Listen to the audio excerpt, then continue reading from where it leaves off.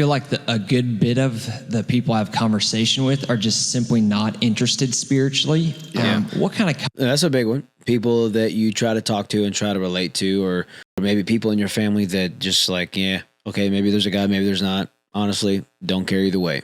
Okay, so how do you approach them? Let's watch this. conversations would you have with them to generate spiritual interest? This is a huge problem, isn't it? The biggest problem that we face today is not opposition, it's apathy.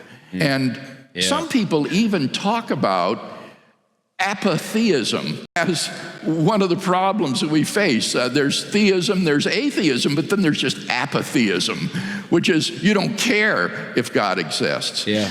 Well, my best shot at trying to jar people out of their apathy is what I call the absurdity of life without God. And what I try to do is draw upon the insights of atheistic existentialist writers themselves to show that if God does not exist, then life is ultimately absurd. And I analyze that in terms of life having no ultimate meaning, no ultimate value, and no ultimate purpose.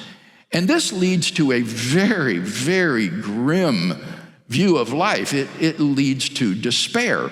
In fact, I think it is a view that is so filled with despair that it's impossible, I argue, to live consistently and happily within the framework of such an atheistic worldview. If the atheist lives consistently, he would be profoundly unhappy, in despair, deeply depressed.